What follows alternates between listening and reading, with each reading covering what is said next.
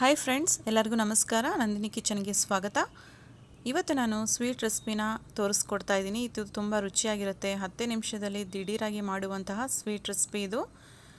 ಮಕ್ಕಳು ಸ್ಕೂಲಿಂದ ಬಂದಾಗ ಏನಾದರೂ ಸ್ವೀಟ್ ಮಾಡಿಕೊಡಮ್ಮ ಅಂತ ಕೇಳಿದಾಗ ಈ ಥರ ನೀವು ಹೆಲ್ದಿಯಾಗಿ ಹೆಸರುಬೇಳೆ ಪಾಯಸನ ಮಾಡಿಕೊಡಿ. ತುಂಬ ಇಷ್ಟಪಟ್ಟು ಕುಡಿತಾರೆ. ಹಾಗಾದರೆ ಇದು ಹೇಗೆ ಮಾಡ್ಕೊಳೋದಂತ ನೋಡ್ಕೊಳ್ಳೋಣ.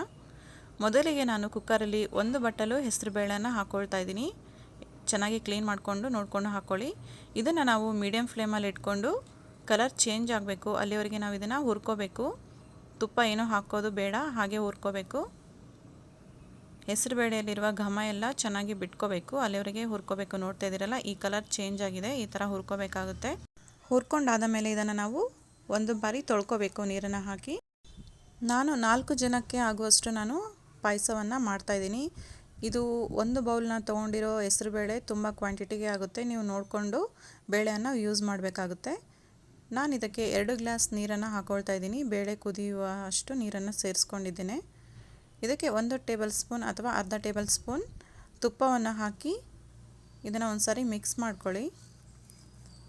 ಯಾಕಂದರೆ ಬೇಳೆ ಕುದಿಯುವಾಗ ಉಕ್ಕಬಾರ್ದಂತ ನಾನು ತುಪ್ಪವನ್ನು ಹಾಕ್ಕೊಳ್ತಾ ಇದ್ದೀನಿ ಅಷ್ಟೇ.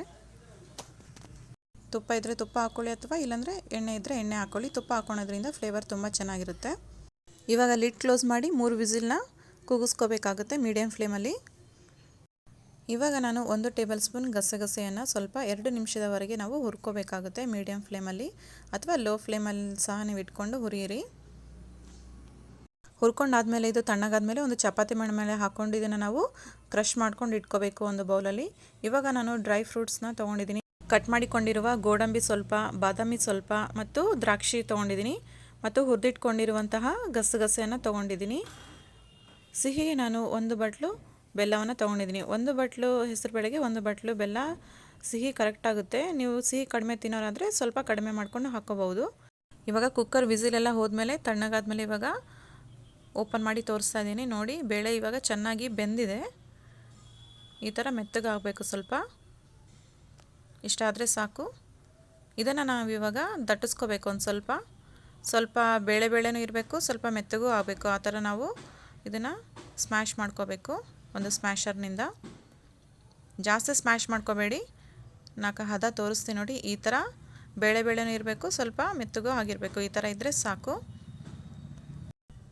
ಇವಾಗ ಇದಕ್ಕೆ ನಾನು ಸಿಹಿಗೆ ಬೆಲ್ಲವನ್ನು ಹಾಕ್ಕೊಳ್ತಾ ಇದ್ದೀನಿ. ನಾನಿಲ್ಲಿ ಆರ್ಗ್ಯಾನಿಕ್ ಬೆಲ್ಲ ತೊಗೊಳೋದ್ರಿಂದ ಡೈರೆಕ್ಟಾಗಿ ಹಾಕ್ಕೊಳ್ತಾ ಇದ್ದೀನಿ. ಇಲ್ಲ ನಿಮಗೆ ಬೆಲ್ಲದಲ್ಲಿ ಏನಾದರೂ ಕಸ ಹರಳು ಏನಾದ್ರು ಇತ್ತಂದರೆ ನೀವು ಕರಗಿಸಿ ಸೋಸ್ಕೊಂಡು ಸಹ ಹಾಕ್ಕೋಬಹುದು. ನಾನು ಪೂರ್ತಿಯಾಗಿ ಹಾಕಿಲ್ಲ, ಒಂದು ಸ್ವಲ್ಪ ಉಳಿಸ್ಕೊಂಡಿದ್ದೀನಿ. ಹಾಕ್ಕೊಂಡಾದ್ಮೇಲೆ ಇದನ್ನು ಚೆನ್ನಾಗಿ ನಾವು ಮಿಕ್ಸ್ ಮಾಡ್ಕೋಬೇಕು ಬೆಲ್ಲ ಕರಗುವವರೆಗೂ. ಇವಾಗ ಬೆಲ್ಲ ಕರಗಿದೆ. ಬೆಲ್ಲ ಕರಗಿದ ನಂತರ ಇದಕ್ಕೆ ನಾನು 1 ಚಿಟಿಕೆ ಉಪ್ಪನ್ನು ಹಾಕ್ಕೊಳ್ತಾ ಇದ್ದೀನಿ. ನೀವು ಯಾವುದೇ ಸ್ವೀಟ್ ಮಾಡಿದರೂ ಸಹ ಸ್ವಲ್ಪ ಉಪ್ಪನ್ನು ಸೇರಿಸ್ಕೊಂಡ್ರೆ ತುಂಬ ರುಚಿಯಾಗಿರುತ್ತೆ ಮಾಡ್ಕೊಂಡಿರುವ ಸ್ವೀಟು. ಇದಕ್ಕೆ ನಾನು ಇವಾಗ 1 ಗ್ಲಾಸ್ ನೀರನ್ನು ಹಾಕ್ಕೊಳ್ತಾ ಇದ್ದೀನಿ. ನೀವು ಕನ್ಸಿಸ್ಟೆನ್ಸಿ ನೋಡಿಕೊಂಡು ನೀವು ನೀರನ್ನು ಹಾಕ್ಕೋಬೇಕಾಗುತ್ತೆ.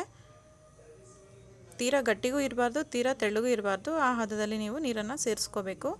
ನೀರನ್ನು ಹಾಕ್ಕೊಂಡ್ಮೇಲೆ ಇದನ್ನು ಚೆನ್ನಾಗಿ ಒಂದು ಸಾರಿ ಮಿಕ್ಸ್ ಮಾಡ್ಕೊಳ್ಳಿ. ಉಪ್ಪು ಮತ್ತು ಬೆಲ್ಲ ಎಲ್ಲ ಚೆನ್ನಾಗಿ ಮಿಕ್ಸ್ ಆಗಬೇಕು. ನೋಡ್ತಿದ್ದೀರಲ್ಲ, ಈ ಹದದಲ್ಲಿ ನಾನು ನೀರನ್ನು ಹಾಕ್ಕೊಂಡಿದ್ದೀನಿ. ಇವಾಗ ಸ್ವಲ್ಪ ಕುದಿ ಬಂದ ನಂತರ ಇದಕ್ಕೆ ನಾನು ತುರಿದಿಟ್ಕೊಂಡಿರುವಂತಹ ಒಣ ಕೊಬ್ಬರಿಯನ್ನು ಹಾಕ್ಕೊಳ್ತಾ ಇದ್ದೀನಿ. ಕೊಬ್ಬರಿ ಹಾಕ್ಕೊಳ್ಳೋದ್ರಿಂದ ತುಂಬ ರುಚಿಯಾಗಿರುತ್ತೆ ಈ ಸ್ವೀಟು.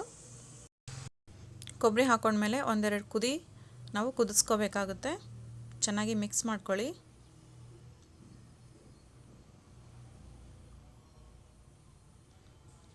ಇದು ಕುದೀತಾ ಇರಲಿ ಒಂದು ಸೈಡು. ಇವಾಗ ಒಂದು ಒಂದು ಸ್ಟೀಲ್ ಬೊಗಣಿ ತೊಗೊಂಡಿದ್ದೀನಿ. ಅದಕ್ಕೆ 1 ಟೇಬಲ್ ಸ್ಪೂನ್ ತುಪ್ಪನ ಹಾಕ್ಕೊಂಡು ತುಪ್ಪ ಕರಗುವವರೆಗೆ ನಾವು ಕರಗಿಸ್ಕೋಬೇಕು. ಸ್ವಲ್ಪ ತುಪ್ಪ ಬಿಸಿಯಾದ ನಂತರ ಇದಕ್ಕೆ ಡ್ರೈ ಫ್ರೂಟ್ಸ್ನ ಹಾಕ್ಕೊಳ್ಳೋಣ. ದ್ರಾಕ್ಷಿ, ಗೋಡಂಬಿ ಮತ್ತು ಬಾದಾಮಿಯನ್ನು ಹಾಕ್ಕೊಳ್ತಾ ಇದ್ದೀನಿ. ಮೊದಲಿಗೆ ನಾನು ಬಾದಾಮಿ ಗೋಡಂಬಿಯನ್ನು ಹಾಕ್ಕೊಂಡು ಸ್ವಲ್ಪ 1-2 ನಿಮಿಷ ಇದನ್ನು ನಾವು ಚೆನ್ನಾಗಿ ಫ್ರೈ ಮಾಡ್ಕೋಬೇಕು. ಸ್ವಲ್ಪ ಇದು ಫ್ರೈ ಆದ ನಂತರ ಇದಕ್ಕೆ ದ್ರಾಕ್ಷಿಯನ್ನು ಹಾಕ್ಕೊಳ್ತಾ ಇದ್ದೀನಿ. ದ್ರಾಕ್ಷಿ ಹಾಕ್ಕೊಂಡ್ಮೇಲೆ 1-2 ಸೆಕೆಂಡ್ ನಾವು ಇದನ್ನು ತುಪ್ಪದಲ್ಲಿ ಹುರ್ಕೋಬೇಕು. ಇವಾಗ ಒಲೆಯನ್ನು ಆಫ್ ಮಾಡ್ಕೋಬೇಕಾಗುತ್ತೆ. ಇವಾಗ ಕುದಿಯುತ್ತಿರುವ ಈ ಹೆಸರುಬೇಳೆ ಪಾಯಸನ ನಾವಿವಾಗ ದ್ರಾಕ್ಷಿ ಗೋಡಂಬಿ ಒಗ್ಗರಣೆ ಮಾಡ್ಕೊಂಡಿದ್ದೀವಲ್ಲ, ತುಪ್ಪದಲ್ಲಿ ಹುರಿದಿಟ್ಕೊಂಡಿರೋದಕ್ಕೆ ಹಾಕ್ಕೊಳ್ಳೋಣ. ಇವಾಗ ಒಲೆಯನ್ನು ಆಫ್ ಮಾಡಿಕೊಂಡಿದ್ದೇನೆ ನಾನು. ಆಫ್ ಮಾಡಿಕೊಂಡು ಈ ಪಾಯಸನ ಇದಕ್ಕೆ ಹಾಕ್ಕೋಬೇಕು. ಒಂದ್ಸರಿ ಚೆನ್ನಾಗಿ ಮಿಕ್ಸ್ ಮಾಡ್ಕೊಂಡ್ಮೇಲೆ ನಾವು ಹುರಿದಿಟ್ಕೊಂಡಿರುವಂತಹ ಗಸಗಸೆನ ಇದಕ್ಕೆ ಹಾಕೋಬೇಕು. ಹಾಕೊಂಡ್ಮೇಲೆ ಚೆನ್ನಾಗಿ ಮಿಕ್ಸ್ ಮಾಡ್ಕೋಬೇಕು. ಒಲೆ ಆಫಲ್ಲೇ ಇದೆ. ಈಗ ತುಂಬ ರುಚಿಕರವಾಗಿರುವಂತಹ, ಸ್ವಾದಿಷ್ಟಕರವಾಗಿರುವಂತಹ, ಹೆಲ್ತಿಯಾಗಿರುವಂತಹ ಹೆಸರುಬೇಳೆ ಪಾಯಸ ಕುಡಿಯಲು ರೆಡಿಯಾಗಿದೆ.